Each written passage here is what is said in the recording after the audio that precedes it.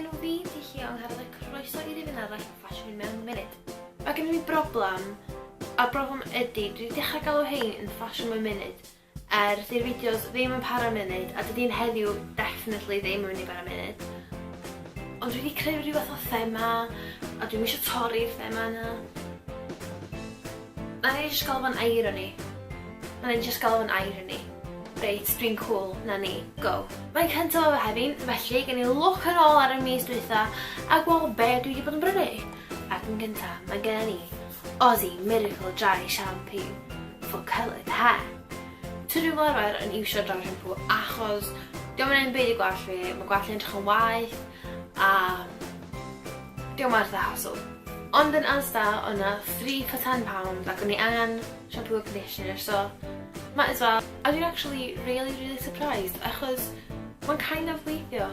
Nes i eisiau fod bore yma cyn mynd i gwaith achos o gyda'n mynd golchi gwallt fi a yeah, mae'n acceptable, I suppose. A nesaf mae gennym ni Percy and Reed Perfecting Winter Overnight Recovery. Mae'n long gag. Basically beth ydy leave-in overnight conditioner a mae'n really cool. Beth sy'n really cool am hwn ydy, dio ddim yn gadael gwallt chi'n live, so fedra i do ar gwallt sych a mae o'n sychu mewn rhyw 30 seconds. Ond da chi'n gadael o fewn dros nos, da chi'n ddim yn sylwi bod yna, da chi'n ddim yn cofio, da chi'n golchi allan yn y bora a mae gwallt plain amazing. A nesaf mae gennym ni The Body Shop Tea Tree Pore Minimizer.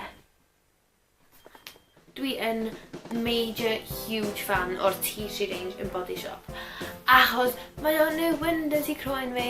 Ylwch. Mae genna fi y toner, mae genna fi y blemish remover thing, mae genna fi y face mask. You name it, I've got it. Ond yr un peth sy'n i ddim hefo oedd hwn. Dwi'n iwsio fel primer cyn fi foundation ar a mae'n gwneud y coverage loads gwell. A nesaf mae gennym ni Maybelline Dream Satin Liquid. Mae hwn mor ffab, mae'n teimlo mor smooth pan ydych chi ddod ar croen chi a dio ddim yn teimlo'n drwm o gwbl. Mae'r coverage yn amazing. Ac yn ola mae gennym ni Curly Willy Coconut Shampoo o Lush. O hwn mae'n quick purchase fydda 2 wsos yn ôl, so ti cheerio fe hyn i fyny achos mae hwn yn absolutely jam-packed efo loads of coconut. Mae'n fatha chunks coconut and everything. A beth sy'n really cool am Lush ydy, maen nhw yn erbyn animal testing. A hefyd, os da chi'n mynd 5 pot glan fel hyn yn ôl i'r siop, da chi'n mynd i cael face mask am ddim. Maen nhw'n ffab. A dyna fo, ffasiwn mewn loads mwy na munud ar ben. Diolch yn fawr iawn i chi am wylio a ni weld chi tro nesaf.